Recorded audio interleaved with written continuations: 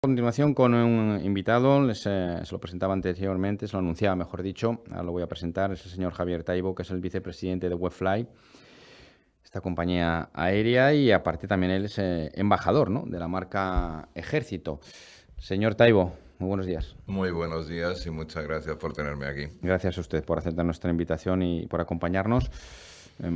Hablaremos de dos cuestiones diferentes. Claro, usted como vicepresidente de Webfly, compañía aérea, y después me interesa también como embajador de la marca Ejército por lo ocurrido en Valencia, ¿no?, donde el Ejército, o no sé si se habría que matizar, mejor dicho, los altos cargos, ¿no?, o los cargos políticos, ¿no?, que de los que depende el Ejército, pues están en entredicho, ¿no?, por la actuación precisamente de los militares, o porque tardaran en llegar esos militares a las zonas afectadas por la Dana, ¿no? Pero hablemos primero de Webfly, de la compañía aérea, de cómo ha ido esta temporada, ¿no? ¿Qué balance hacen ustedes de esta temporada de 2024, que está a punto de acabar, sobre todo la temporada también alta? ¿Qué balance hace usted?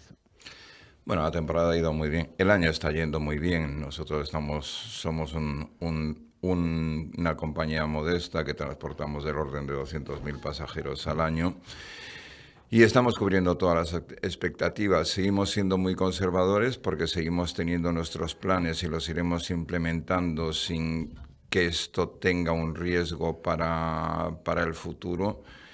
Y bueno, como todo negocio de transporte aéreo, tiene sus altibajos y para nosotros uno de los que ha creado indefinición fue el intento de adquisición de Iberia por Air Europa y que esto se abortara, que esto también nos ha alterado los planes. Nuestro escenario era diferente si esto se producía que si esto no se producía. Y como tal seguimos actuando y con nuestro, no sé si definirlo conservadurismo, pero de ser muy tranquilos y no cometer errores que luego tengamos que dar pasos atrás, estamos muy establecidos y seguimos teniendo ligeramente retrasados nuestros planes de crecimiento. ¿Por qué no se hizo esa fusión? No sé si usted tiene información, porque parecía que estaba hecho, ¿no?, en un principio.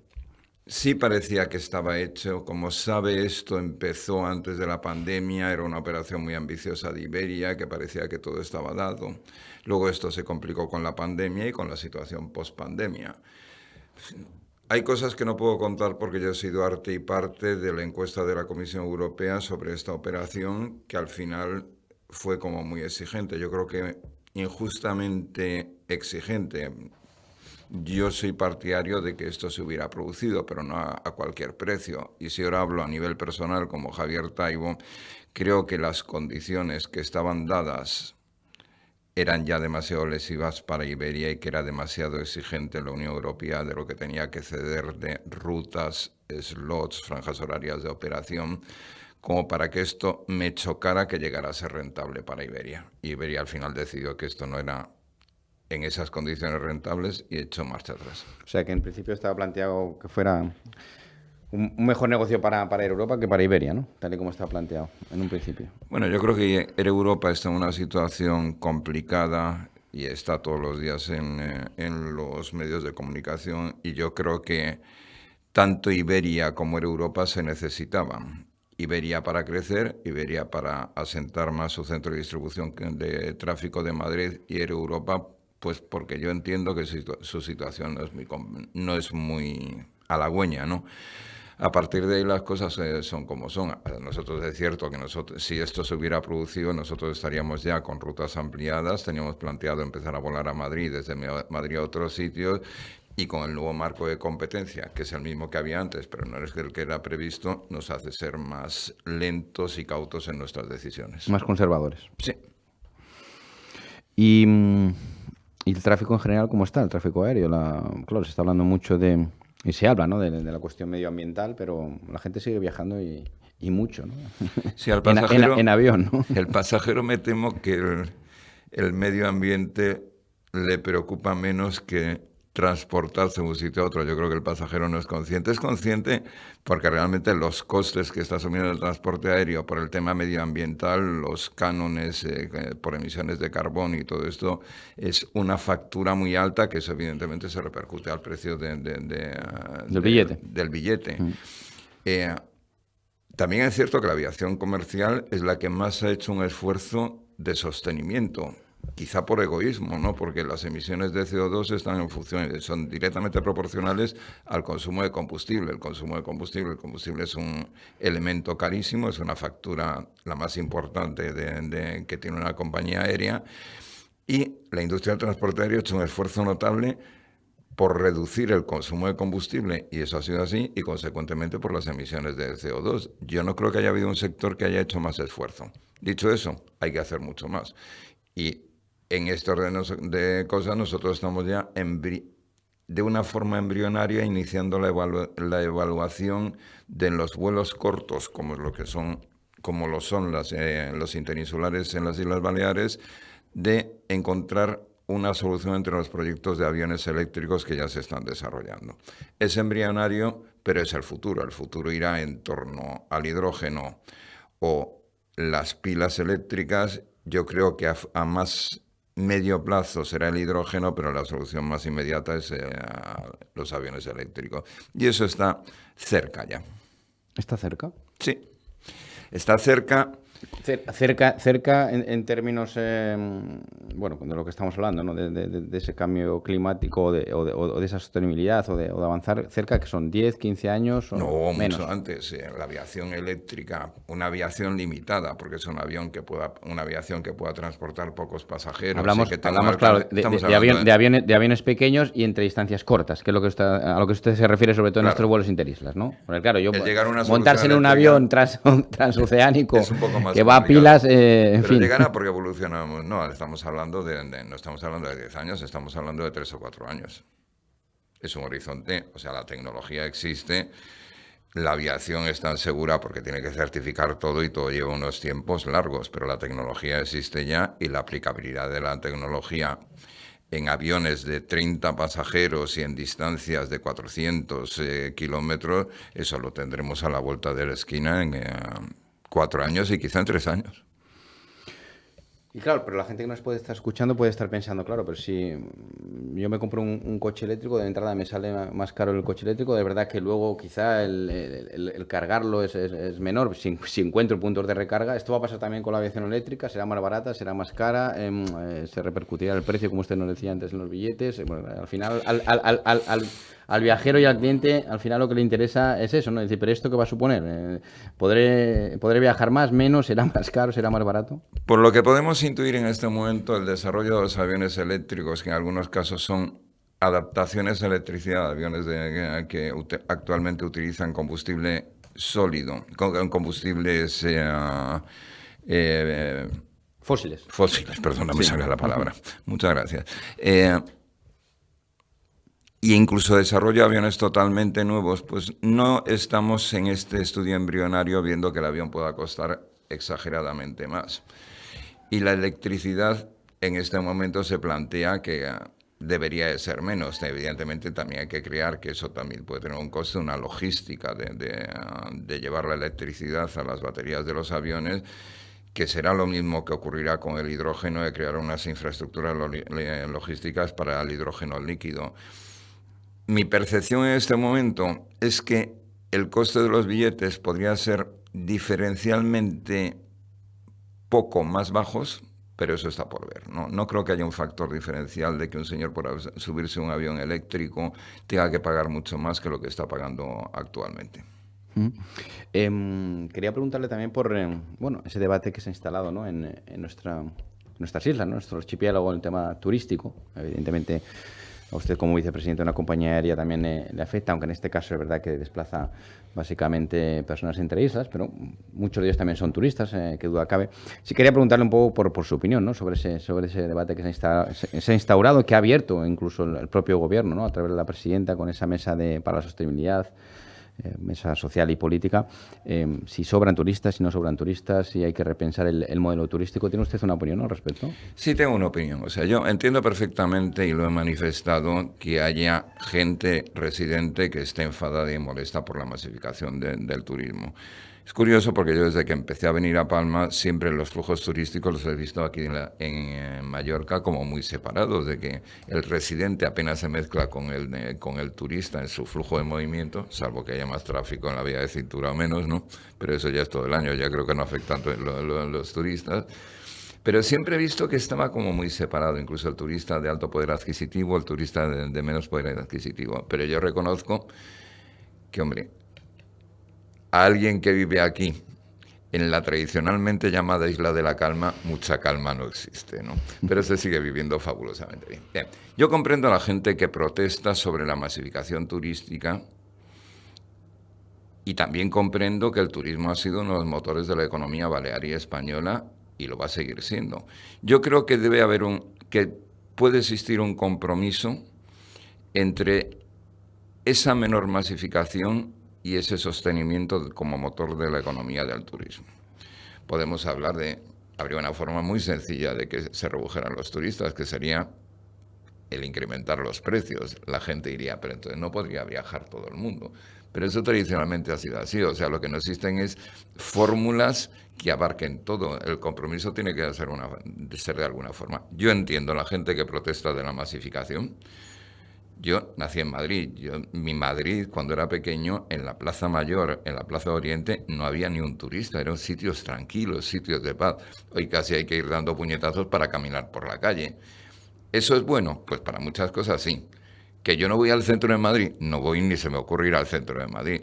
Creo que se puede adquirir un compromiso y creo que es bueno que todo el mundo tenga la capacidad o la posibilidad de viajar.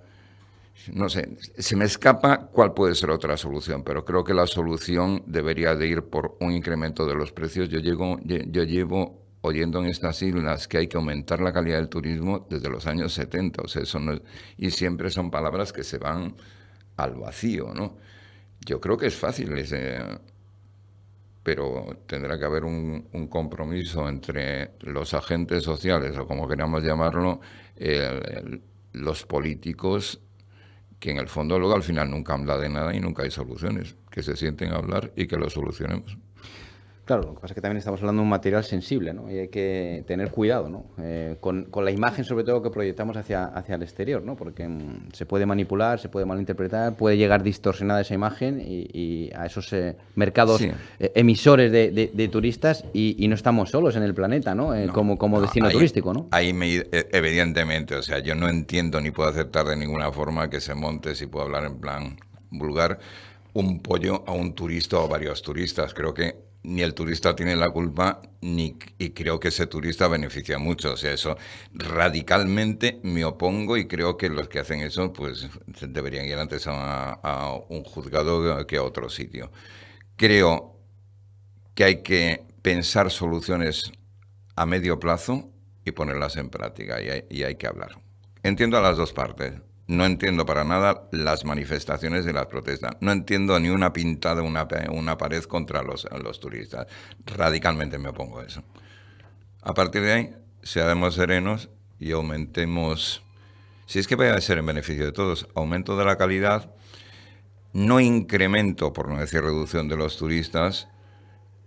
Las cuentas de los resultados de las empresas turísticas posiblemente mejorarán. Lleguemos a un consenso. Hablando, teóricamente se entiende la gente. Eso dicen.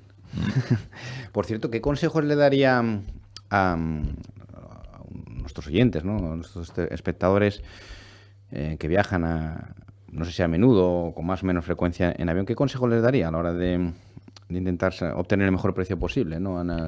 A un billete de avión, ¿no? Porque hay tanta casuística que hay mucha gente incluso se lo plantea y dice, pero ¿por qué no vale lo mismo todos los billetes del mismo avión como pasa cuando uno coge un autobús o como cuando uno coge un tren, ¿no? Pero ¿qué consejos podemos dar a la gente?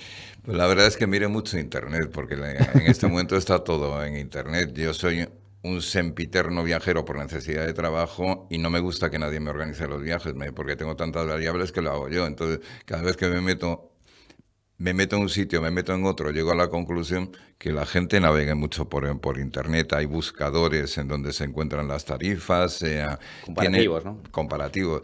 Es cierto que en este momento las tarifas aéreas están caras y para mí creo que en ese momento podría haber un pequeño pinchazo, porque yo, por ejemplo, tengo que ir a Sudamérica la semana que viene y me estaba encontrando gaps entre compañías competidoras muy, muy altas que no es normal, pero eso está a disposición del cliente. Si es que lo bueno que tiene es que en ese momento en Internet tenemos todo. Que mire mucho en Internet, que busque valga la redundancia, en los buscadores de viajes, y luego también que se vaya directamente, si es posible, a la compañía aérea, porque él seguramente tendrá algún beneficio adicional que lo que encuentra ya en Internet. Es buscar, hay que dedicar un poco de tiempo, pero en el fondo, si se lo toma en plan divertido, es divertido.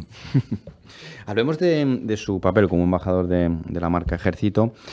Le decía al principio de esta entrevista, ¿no?, que en algunos sectores el ejército ha estado cuestionado, ¿no?, por esa intervención. Yo no sé si tanto el ejército como los altos mandos o los mandos políticos, ¿no?, del ejército, ¿no?, centrado en el gobierno de España y en este caso por la ministra de Defensa, la señora Margarita Robles, ¿no?, por esa falta de, quizá, de diligencia, ¿no? Es verdad que la unidad militar de emergencias, que pertenece al ejército, sí que intervino rápidamente y prácticamente estaba desplegada a las pocas horas, pero sí esos son refuerzos de más efectivos del ejército que parece que tardaron 3 o 4 días. Y, bueno, definidos en esa famosa frase del presidente del gobierno, que yo creo que fue absolutamente desacertada, lo de si necesitan ayuda que la pidan, ¿no?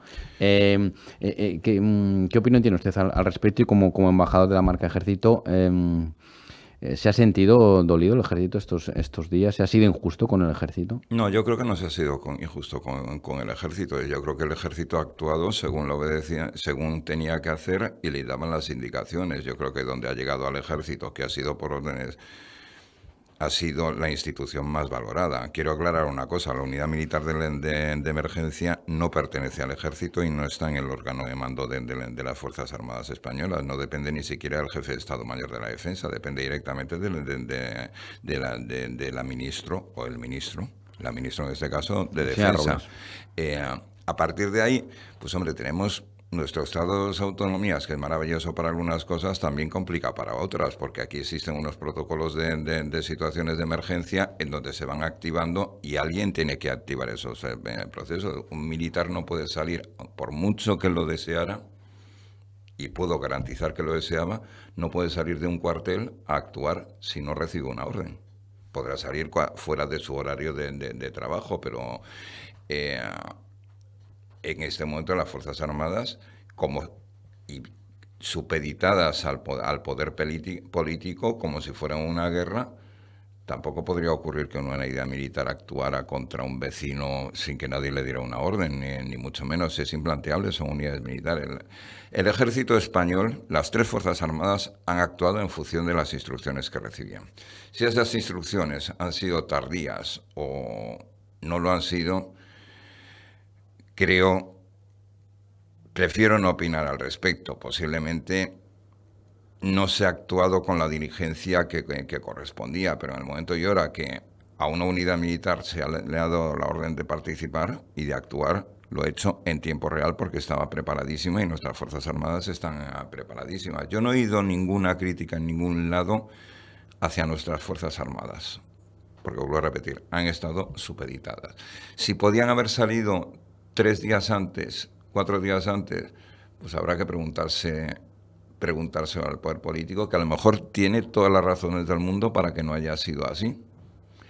Pero bueno, son otras responsabilidades. Lo que sí que es cierto es que una vez puesto en el terreno, en el campo de batalla, aunque sea entre comillas y nunca mejor dicho, creo que nuestras Fuerzas Armadas han actuado con una diligencia brutal, y yo creo que han sido hoy, el ver un uniforme de un militar nuestro en la calle da más tranquilidad, paz y sosiego que lo que ha ocurrido. Y nuestros militares también, nunca mejor dicho, son capaces de meterse hasta el fango en donde sea necesario. Yo creo que a nuestras Fuerzas Armadas hay que aplaudirlas. Quizá lo que habría que cambiar también son nuestros protocolos de emergencias, porque el activar un nivel de emergencia X, pues a lo mejor tendríamos que tener mecanismos que fueran también, entre comillas, más automatizados y que fueran mucho más ágiles. Pero yo creo que, como todos los desastres,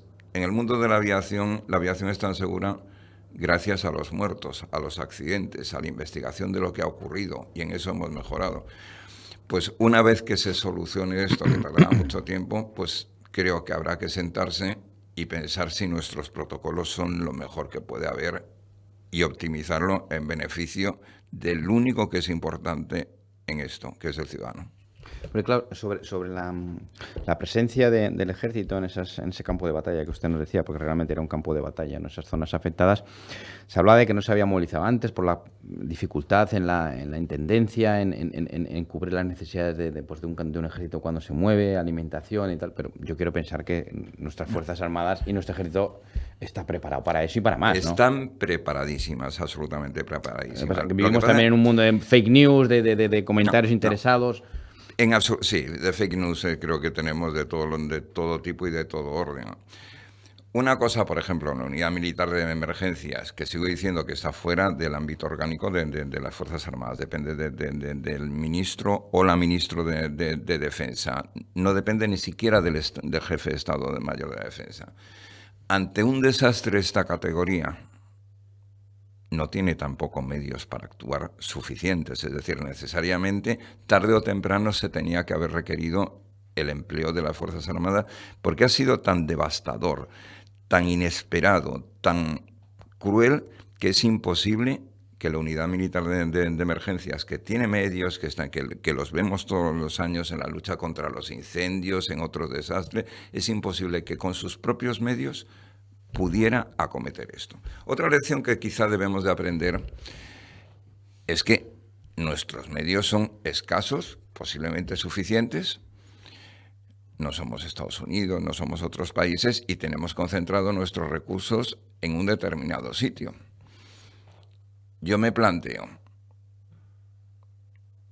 si mañana, por ejemplo, hubiera un desastre de un calibre monumental en las Islas Baleares, en que el ámbito de actuación tuviera que ser la unidad militar de emergencias, en donde no hay nadie de la unidad militar de emergencias basado en Baleares, yo creo que habría que tener un protocolo que, si bien actualmente está establecido que primero se recurre a la unidad militar de emergencias, pues en casos en donde cómo se actúa, pues creo que tendremos que tener protocolos de que en tiempo real actuarán unidades militares que están basadas aquí y que estarán encantadas de servir al ciudadano, que es su función. Y luego usted hablaba que es muy interesante, ¿no? de aprender, ¿no? de las tragedias. Y en ese sentido, creo que deberíamos anteponer una política preventiva a una política reactiva, ¿no? Es decir, lo digo, por ejemplo, porque bueno, pues vemos como la costa este de los Estados Unidos y pues previenen, ¿no? Y hay una serie de protocolos cuando llega la época de huracanes. Hace un mes aproximadamente vimos un huracán que tenía un potencial 5, que decían que iba a ser francamente destructivo, y cómo se evacuaron esas zonas 2 días antes. Solamente quedó aquel que quiso quedar, y que para eso le hacen firmar un papel que queda bajo su responsabilidad, y creo que hubo solamente 16 fallecidos, ¿no? Entonces, deberíamos también en España aprender de eso y ser más preventivos que reactivos. Me parece una excelente pregunta, y en primer lugar creo que nos deberíamos de plantear lo que hacemos de educación hacia la ciudadanía, porque nosotros oímos que va a haber un temporal de alerta 4 y nosotros individualmente decimos, caray, qué mal tiempo va a hacer, pero no nos planteamos la preparación de qué puede o qué debe ocurrir. A mí que unos señores, una gente a la que tenemos que darle todo el apoyo en Valencia, se preocupe de cómo sacar su coche, cuando lo primero que tenía que decir es, no muevo el coche, porque eso sí que puede ser una trampa, ¿no? Mi ataúd. No estamos preparados, o sea, no existe una educación, estamos concienciados, alerta 4, alerta 3. Nadie sabe lo que es eso, nadie está preparado para cómo tiene que actuar en esos casos. Entonces yo creo que también tenemos que hacer una labor después de lo de Valencia de concienciación de cara al ciudadano, o de educación de cara al ciudadano, de lo que tiene que hacer cuando se le está diciendo, me voy a olvidar de si los SMS llegan tarde o temprano, pero en el momento y hora que le llega ese SMS, ese ciudadano debería tener la educación o el adiestramiento suficiente para qué tiene que hacer y qué no tiene que hacer básicamente en ese momento. Yo creo que tenemos que aprender mucho, porque además lo de Valencia es redundante. Hemos tenido el Turia cuando se desbordó. Es una zona que es proclive a que... Fuimos a la gota fría, que siempre hemos denominado así. Sí, bueno, antes decíamos gota fría, ahora decimos Dana. Antiguamente decíamos ha llovido de puntos suspensivos. Le podemos poner el nombre que queramos, pero seguimos sin educar al ciudadano. Y yo creo que eso es una labor de nuestras autoridades, de nuestros políticos, que es importantísimo. Saber qué hacer. Es que a mí me pilló Filomena, la gran nevada, en Madrid. Yo estuve 6 días aislado. Antes habían dicho, puede haber una gran nevada. Yo lo que hice fue dotar en mi casa de alimentos, tener gasóleo suficiente y todo esto, pero yo lo que me encontré el día siguiente era algo que no me esperaba. Tenía alimentos. Yo no pude salir de mi casa en 5 días, porque encima estaba cuesta arriba. Me preocupaba sobre todo un caballo que tenía, que lo tenía a 3 kilómetros, de si tenía comida. Tuve que ir a los 5 días con botas de nieve, caminando hasta el caballo, porque no podía hacer de otra forma. Pues hombre, yo no estaba esperando que viniera un helicóptero a salvarme, porque sabía que no había medios para eso, pero por lo menos estaba concienciado y yo creía que no iba a pasar eso nunca. Yo tuve como 8 toneladas de elementos vegetales que tuve que recoger y tampoco pedí que me los recogiera nadie. Pero por lo menos ese nivel de alerta me hizo estar consciente de, a lo mejor no nieva, Por si acaso, pero ¿no? voy a tener comida suficiente para todo. Bueno, pues yo creo que debemos de hacer educación. A mí me gustaría que muchas de estas campañas institucionales que se hacen, que yo me quedo mirando, qué gasto más inútil, pues que hubiera una campaña de, oiga, si ocurre esto, hágase esto. Y hay otras que me da un ataque de risa. Y me gusta su sonrisa, ya que estamos en radio, porque creo que estamos pensando lo mismo. Y en televisión. Lo que pasa es que le están enfocando ahora a usted. Una última cuestión, señor Taibo. Volviendo al mundo de la aviación, hablaba usted de que en 3-4 años vamos a ver estos vuelos de pequeñas distancias, vuelos eléctricos, ¿no? de aviones. ¿Los podríamos ver por primera vez aquí en Baleares? Lo digo por la idiosincrasia especial que tienen nuestras islas, pequeñas distancias, pequeños vuelos. ¿Podría ser aquí donde se viesen por primera vez en el planeta, o hay otros destinos y otros sitios que están un poco por delante? No, yo creo que todo irá a tono. Nosotros sigo diciendo que somos de asumir pocos riesgos. El ser el lanzador de algo es también complicado porque tiene sus riesgos tecnológicos. No digo que no pueda ser aquí, que será así, pero que desde luego nosotros hoy estamos operando con el avión más compatible con el medio ambiente, que es el ATR-72. Cuando nosotros salgamos de Baleares para ir a otros sitios, tenemos ya clarísimo el avión que vamos a utilizar, que es el Airbus A321, que es con el que hubiéramos empezado si se hubiera producido la fusión. Nosotros en nuestra matriz de vuelos de carga tenemos ya Airbus A321. En eso sí que habrá una presión. Es que los costes que tenemos que pagar por las emisiones de carbono son altísimos. Es que ya no... Tampoco es que tengamos que ser, que yo lo soy, un defensor del medio ambiente. Es que la presión de costes para que lo seamos nos obliga a ello, no nos conduce. No voy a decir nunca, porque no me gusta rectificar, que vamos a ser el primero que aparezca en España con un avión eléctrico. Tampoco voy a decir que no lo seamos, pero sí que estaremos en la vanguardia de esto. Pues ha sido un placer, como siempre, señor Taibo. Javier Taibo, hemos hablado estos últimos minutos con el vicepresidente de WebFly. Además es embajador de la marca Ejército y, bueno, pues hemos podido hablar con él también, como ya han escuchado, del papel, ¿no?, que ha jugado el Ejército en estos trabajos y que sigue jugando el Ejército en esos trabajos de recuperación de las zonas afectadas por la Dona en Valencia. Terrible esas consecuencias. Señor Taibo, como siempre, muy amable por estar con nosotros y bueno, pues hasta la próxima. Deseo que tenga un muy buen día y seguimos en contacto. Muchísimas gracias. Muy buenos días a todos. Gracias, un placer.